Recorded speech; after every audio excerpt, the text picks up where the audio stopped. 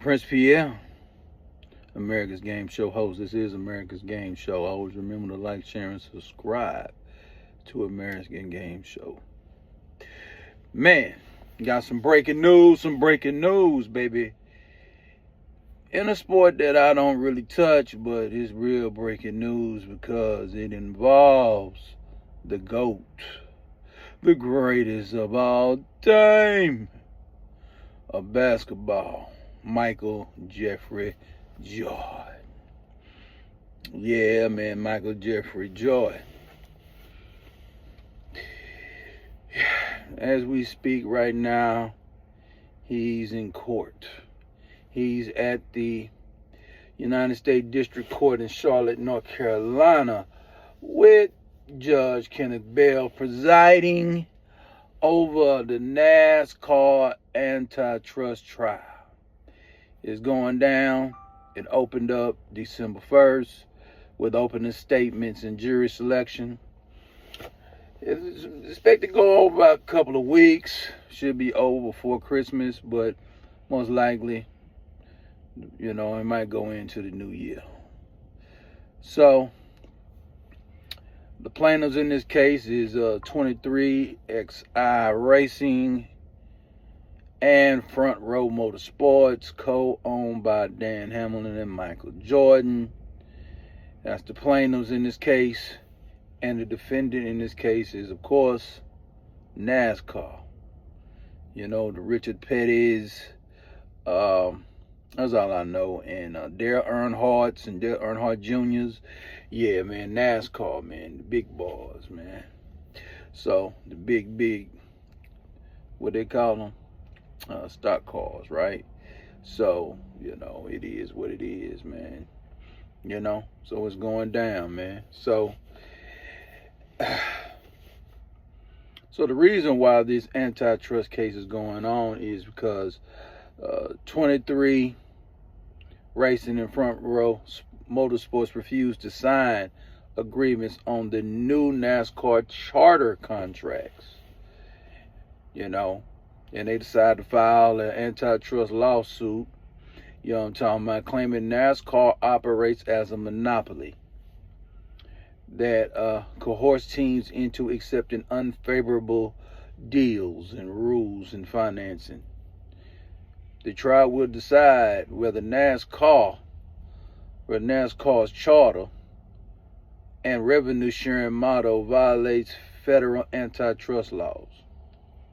And the outcome could either dismantle the current charter model or even force sale or restructuring of NASCAR, or validate NASCAR's business practices and potentially eliminate the plaintiffs' teams from the Cup Series. So pretty much, this is all or nothing for Michael Jordan and Dan Hamilton. Either, if they win, but if they lose, they out. So, yeah, they would have to move around because the business model is not conducive to what Michael Jordan thinks is maximizing his earning potential via 23X1 Sports, XI Sports, right? And Front Row Motorsports.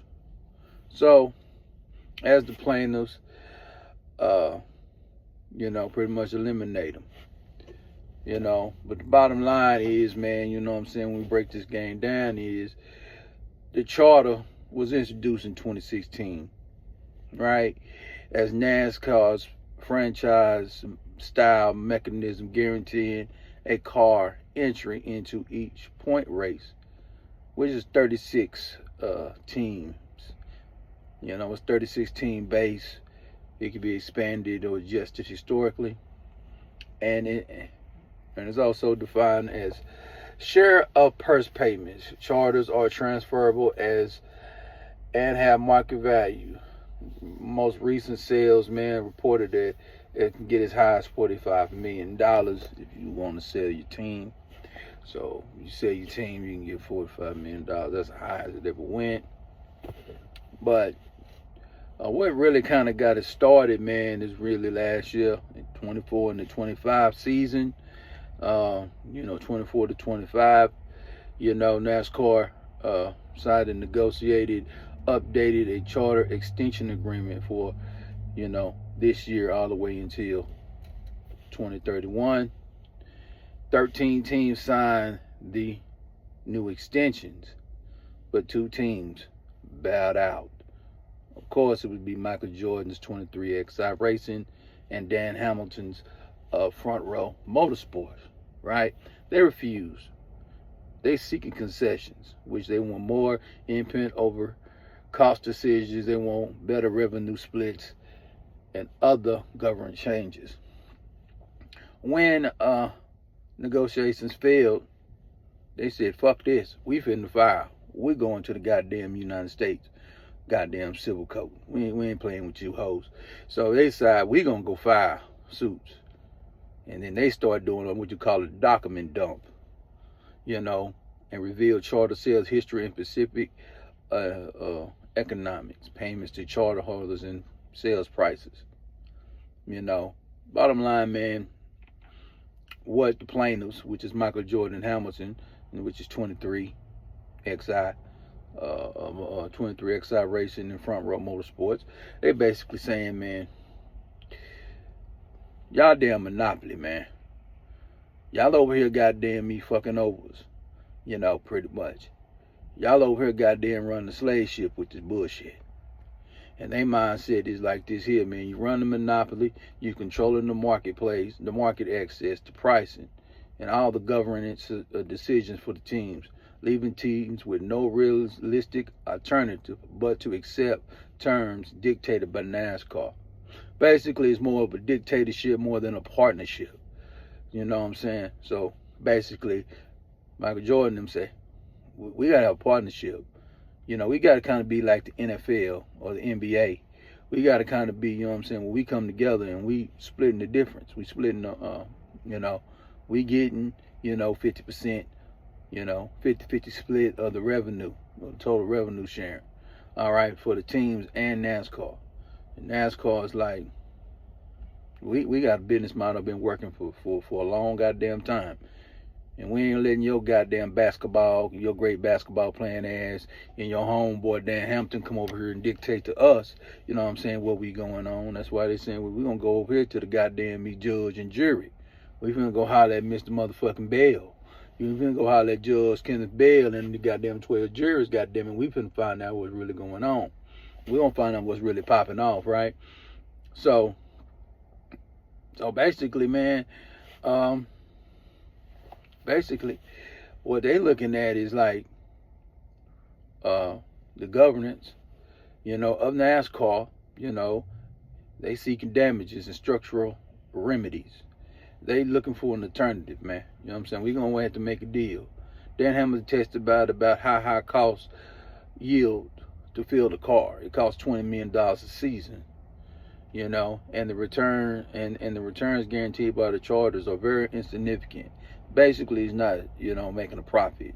They're putting 20 million in, and they lucky if they get 25 million, in total revenue. And they're like, no, this business model is making a hell of a lot more money. And they basically saying forcing teams into losing economics. They losing money. NASCAR making money, but the teams is losing money. It'd be like the NFL. The worst team making money. The worst team is making a revenue sharing because of the TV contracts, right? And because of the the gate and all that there. Now there's a difference because they travel all over the country and playing all these doggone, motor speedways. So the gate or whatever, they're not, it's not like it's 36 teams and each, got a couple of tracks that Jordan on the track, Hamilton on the track or like that. It ain't like that. There's multiple cars, what I'm saying? One motor race might have 5 or 6 cars in there because it's a team. So it's a gang of cars in there, right? 2 or 3 cars. Okay? So, but the whole revenue going on for the whole season, which starts in February, with the Daytona 500. That's usually what starts the season off. Yes, I know a little bit about NASCAR. Okay, I'm kind of real versed in shit. This is America's game, so I touch everything. America in the game, man. You know, it's America's game show, y'all. So we keep it pushing. So as we sit back and we goddamn continue to analyze this situation, this court case is going on as we speak. You know, what about antitrust law? You know, what make this reason why there's going to antitrust law? Well, antitrust law, you know what I'm saying, is litigated under federal antitrust law, which is called the Sherman Act. Okay? Pretty much, you know, plaintiffs successfully convinced the court to define the relevant market as a premier stock car series, okay, which is top tier NASCAR series, right? It says which narrows the competitive set and strengthens the monopolization claim. Judge Bell has granted a motion on market definition earlier in this case, okay? So he already, you know, pretty much put down, you know, what it is. You know, pretty much put down what's going on, you know. Okay, that's basically what it's going to be. Is you a monopoly? Most likely, I mean, obvious they are. The NFL is a monopoly. The NBA is a monopoly. Major League Baseball is a monopoly.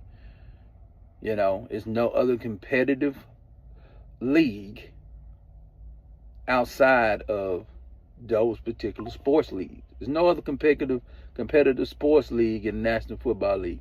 You got the XFL, but they like underlings. They don't compete with the NFL. The NBA is not a parallel. You had the ABA back in the day. They merged, right, to turn into the NBA, right? So there's no other professional league in the sport of basketball in America. The NBA, Major League Baseball, you know. There's only one major league. You had the Negro leagues. What happened? Integration happened. Everybody don't want to go to the show, right? You know, because there was more money at the show, okay? So it was more money at the show, right? So that's a monopoly, okay? So when they have a monopoly, then they have to do what you basically call collective bargaining. You know, NFLPA, MLBPA, NBAPA, right? So you have to have collective bargaining, right? Well, see, NASCAR is different because NASCAR sits here and then the owners is under here. Which really NASCAR is the owners is supposed to be, right? So Jordan is part like when he was over there with the Charlotte Hornets, right? When he bought them, they were the Charlotte Bobcats. He was a member of the 30 owners, right? That actually, and the NBA is really just David Stern, right? Or, you know, what's his name now, right? Adam Silver, right? So all he does is just speak for the 32 owners or the 30 owners in that league. Well, NASCAR is a little different, you know. So they got the owners under NASCAR. That makes no sense, right? Okay? No, you know, they even, you know. The league is they like this. 32 owners is the NFL, you know, in the National Football League. Without the 32 owners, you have no NFL. Without the 36 goddamn owners of NASCAR, you don't have fucking NASCAR. It's kind of obvious, right? I mean, damn, you know, goddamn NASCAR is way behind, right? So basically, this is collective bargaining, right? So let's basically have to redo a collective bargaining agreement. Michael Jordan is going over there to do what? To make it. He just came out of ownership, so he know about collective marketing and market shares and all that, right? So he came out of that. So you think he was gonna come over here and he was gonna let these motherfuckers run this charter game on his ass? And then he looking at the money and seeing that these motherfuckers is making damn near $1.5 billion, and it's 32 of these goddamn motherfuckers. So when you look at it, shit, each one should be making damn near 36 teams. So you have to look at the collective, you have to look at the share. You know? So, you know, shit, so each one should be making what, $50 million a year? Yeah, about 50. You know? So, shit, yeah. So, you know, they should be making some money, right? And then the marketing need to be a little bit better, right? So we can get more money, get 3, 4, 5 billion. You know, I think the NFL made what, almost 18, almost like 15 billion a year.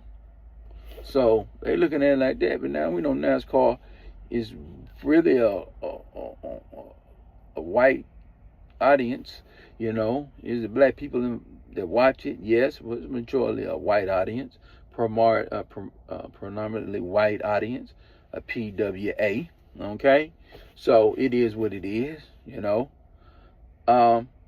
so so they basically saying that the plaintiffs looking at it as a monopoly, and a monopoly power, you know, and they saying that basically, you know, the plaintiffs must show the NASCAR has a dominant power in the relevant market, and they use their power to restrain trade, and they also suppress competition. Okay, which they actually does. There's no other entity that competes with NASCAR, right? Back in the day was Winston Cup Series. Back in the day was Sprint, the Nextel Series, right? So I remember known as Winston Cup. It was the cigarettes was just running that motherfucker. Tobacco was just running that motherfucker, you know. That's where it started from. Running up Tobacco Road, you know, they was using NASCAR, man, you know what I'm saying, fast cars, the actual bootleg, you know, actually that's what they was running. NASCAR really came from running from laws in the history of it for bootlegging, you know, so that's where it really started from. So they took that, because people had to stock up these cars, get the horsepower up to be able to run at high speeds, you know what I'm saying, to get ready from the state troopers and get ready from the ATF and the federal government to do the bootlegging in the South. You know, that's kind of the history of it. And then they said, oh, goddamn, we putting all this money in the cars. Let's race them, you know. So, yeah, so that's how NASCAR actually came from the underworld, y'all. Now, somebody think I'm wrong, just tell me I'm wrong. You can definitely hit me up in the comments, man, and let me know I'm wrong. If I'm wrong, I'm wrong. But that's the stories that I got from NASCAR back when I was a kid. So, you know, from some people that was embedded into that game. So, you know, and then, you know, so the anti-competitive, you know what I'm saying, conduct and harm. It said evidence must show that pretty much NASCAR conduct reduces competition and is harm to teams as far as losing money, coercing contractual terms, basically giving you offers that you definitely need to refuse, but if you want to be part of this entity, you have to accept. You can't refuse it. They're giving you basically fuck deals. Okay, so they doing bad business practices. You know what I'm saying? You know, pretty much if the plaintiffs prevail, which is Jordan and Hamilton, 23 XI sports, 23 XI racing, and you know, front row motorsports, you know, they pretty much is going to be able to get remedies that can range from monetary damages, you know what I'm saying, and make structural changes to the business model and dismantling the charters. Basically, you know, it'd be these 36 entities, and they just be one entity. So basically, it's going to actually monopolize even the teams. So it's going to be hard for new teams to get involved, right? They're going to have to bring, it's basically going to be like the NFL model. If you want an expansion, you're going to have to bring a lot of money. You know, a perfect example would be, rest in peace, Mr. McNair, when he got the Texans in 1998, right? So he asked to be part of the league. They weren't even supposed to even have that team, right? But he came with so much money. You know, he came with $1 billion and almost $400 million. They went $1 billion to get in the league, $400 million to get NRG that they have now, right? So, and that's how he got in. You're going to have to pretty much bogart your way in there. You're going to come with a lot of money. So, and then the money get disputed. And when you buy into the NFL, just for an example, the other 31 owners get paid, you know. They get a check, you know, from Mr. McNair or from the league. The league get the money, they divide the money up to 31 owners, and they get paid. So, oh, okay. Yeah, so that's how that would go. So that's what was going to be the business model they're trying to bring to NASCAR. More of an NFL business model, more of a pro, NBA and Major League Baseball business model. That's what they're looking to do. All right.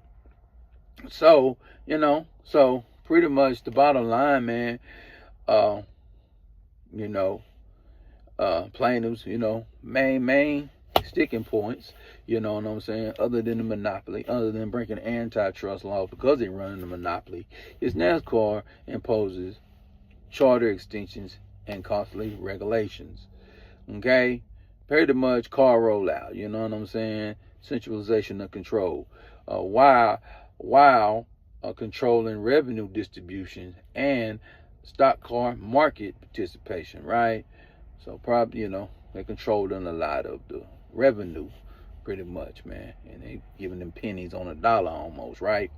So, so 23X XI and Front Row teams claim lack of bargaining power, so they can't negotiate a deal. Okay, limited alternative market, so they can't really market their things outside. They can't get it. They get sponsorships, but if something else they want to do, they can't really go outside, right? They already got their sponsors, right? But they can't do something bigger, right? So they kind of limited, right? Other than their sponsors, right? That they already have, but I don't know what else they want to do, but but they limited, right? And NASCAR, and NASCAR's deals terms reduce team revenues and create barriers, including potential sales of charters to outside buyers. Pretty much, they're not allowing you to practice private equity, and without team input. These practices allegedly amount to a exclusionary conduct. Means basically you excluded. So NASCAR getting deals, but you ain't getting the deal, right? So I don't know so that could be they're not getting the money off the TV money or something. Who knows? So as we continue to go, NASCAR's deal, right? What are their defense, right? Well, NASCAR is gonna definitely argue, you know what I'm saying, that charter system add value to the teams, man. The teams are growing. NASCAR points its historical deals, approved regulators in saying that the charter system creates hundreds of millions of dollars, okay, or 1.5 billion in claimed equity in team value. Well, in team value, that means teams value, right? Collective teams, it collects 1.5 billion in value. That's what they're saying. And it will assert that these policies promote safety, competitive balance, and financial stability for teams. It said, not an anti-competitive behavior. NASCAR lawyers will emphasize the voluntary nature. Yeah, so they're basically saying you volunteering for this business model.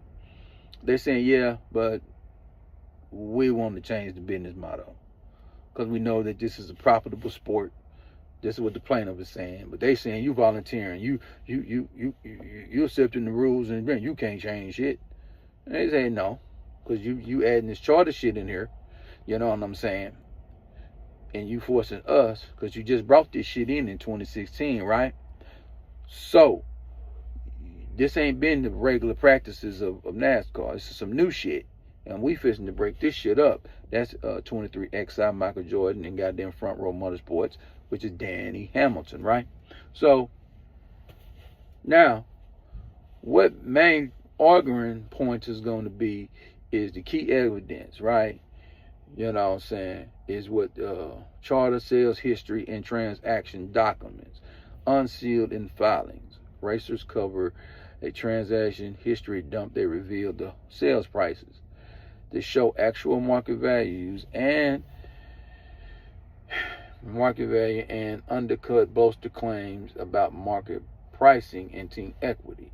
So they're going to see is these numbers are real, or are they fudging the books, what are they doing, right? Saying, man, NASCAR's with that funny math again. They doing funny math over there. Well, NASCAR saying the numbers are the numbers. The plaintiffs, you know what I'm saying, Jordan and Hamilton saying, fuck that, y'all fucking us, okay, and we finna shut this down. You know, either we gonna shut the doors on this bitch, or you finna goddamn kick, or you gonna kick us out, and goddamn it. And if we win, you definitely ain't shutting your doors. You gonna change the way you do business. So, and then Danny Hamilton's testimony is saying is about it costs $20 million a car. He says 46 million paid to 3 charters, and the fees paid to NASCAR, which is $700K in fees for 22. And it's also saying that they provide direct high impact evidence in team economic and financial stress. So it's saying if per car is $20 million and 46 million is paid to 3 charters.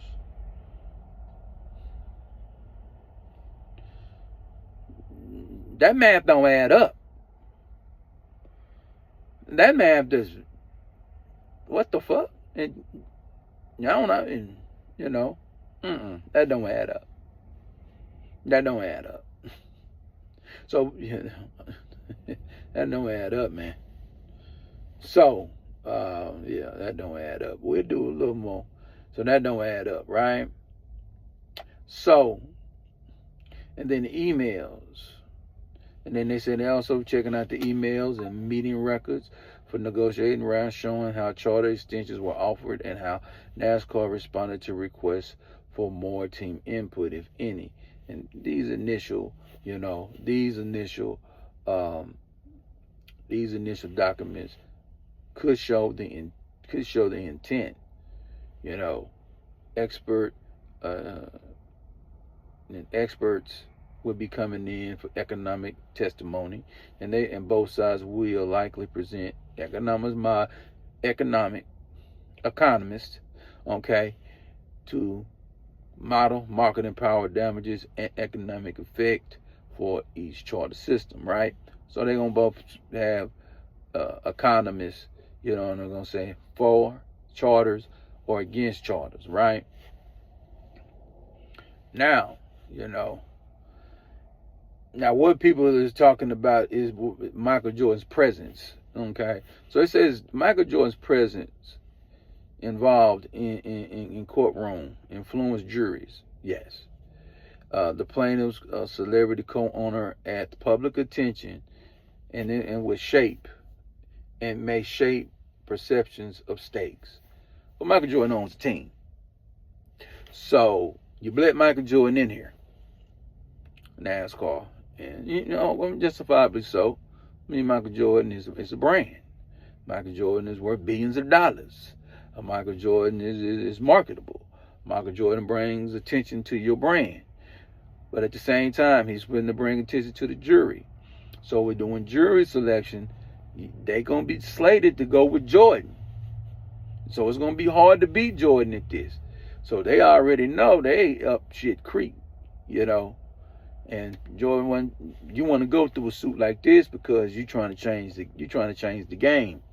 So, you know, so this is what happens, you know what I'm saying, the bottom line, if Jordan wins. Jordan Hamilton wins this. The monetary damages will be, you know what I'm saying, they will collect all the damages of antitrust violations. They will also be able to change the structural remedies, you know.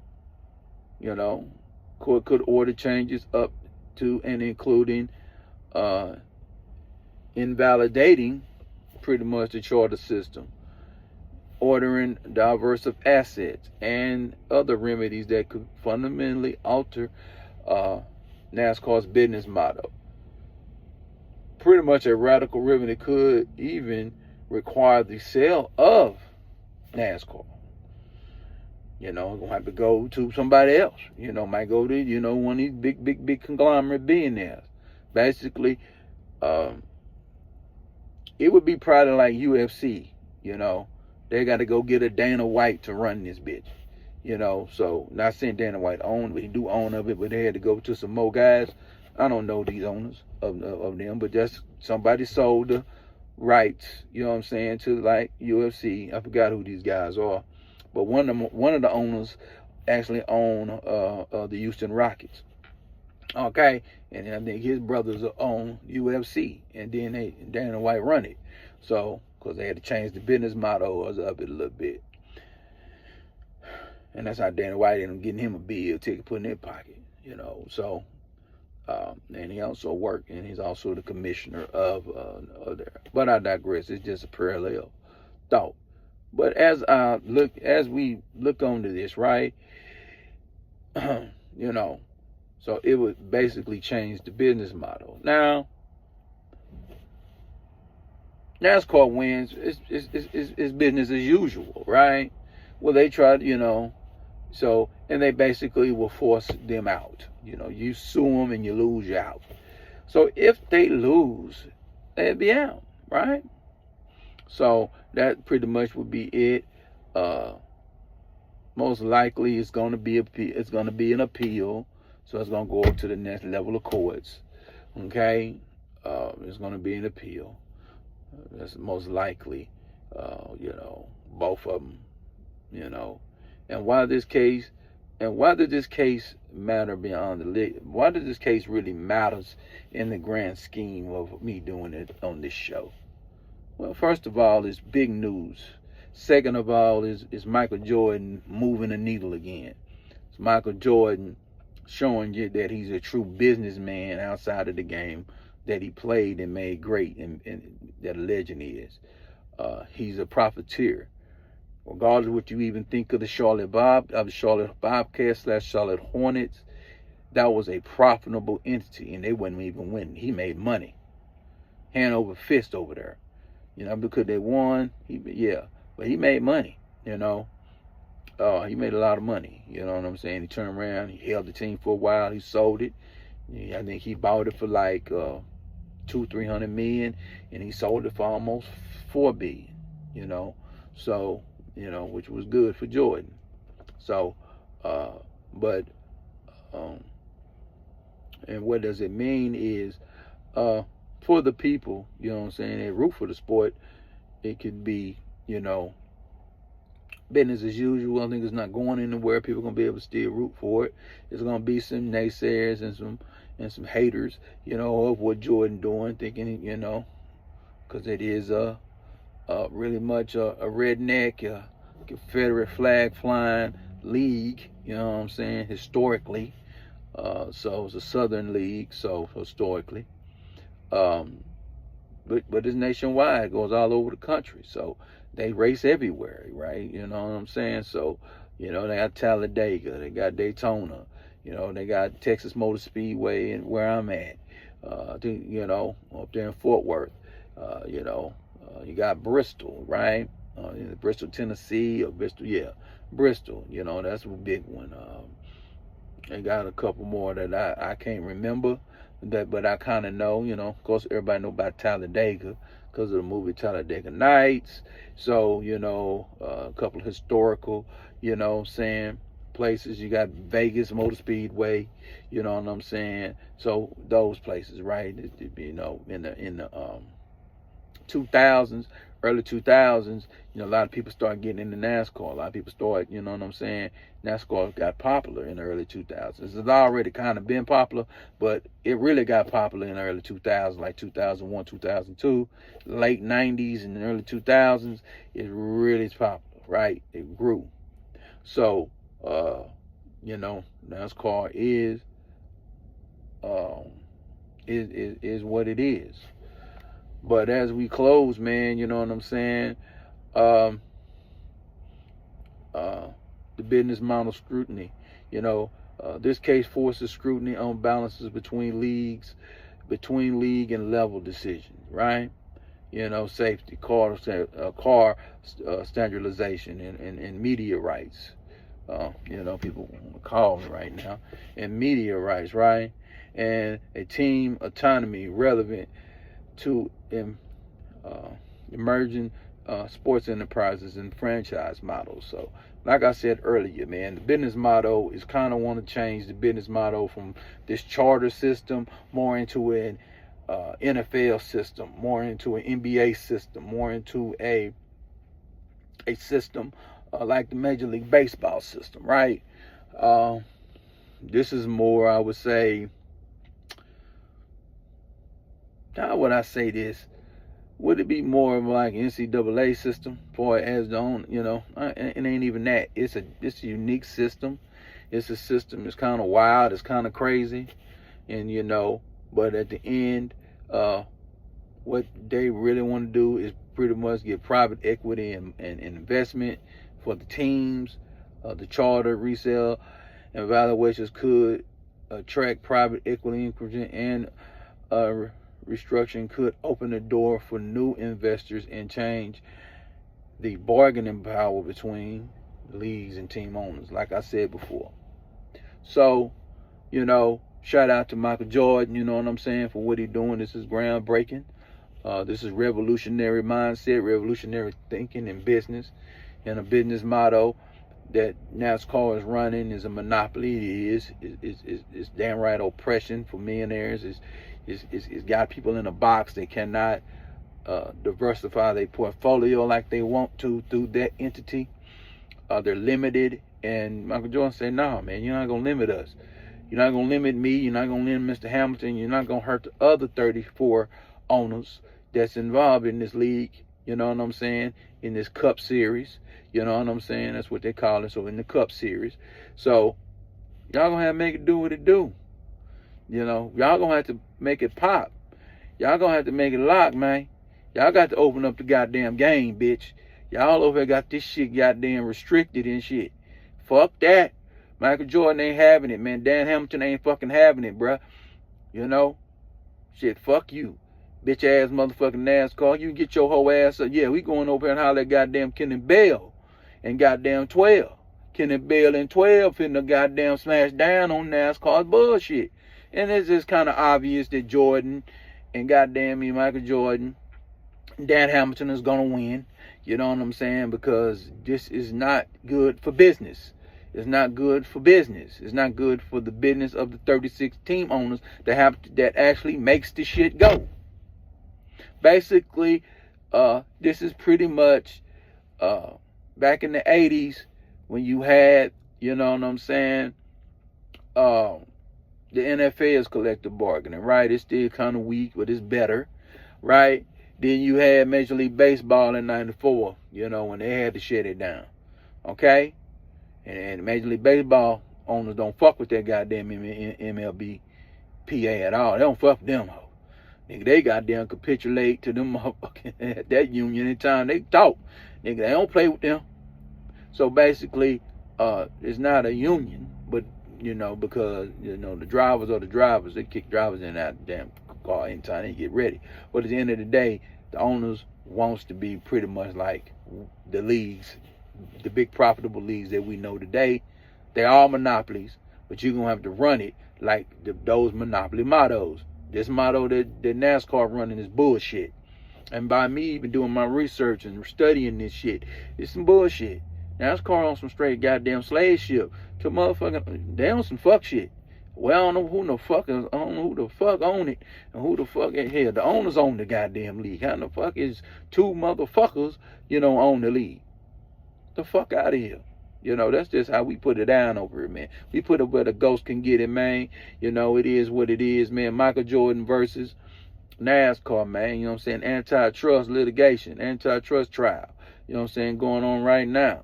So, hey, always remember, man, to like, share, subscribe, man, to America's Game Show. But one thing we gonna always do, we gonna put America's game, and we damn sure gonna show.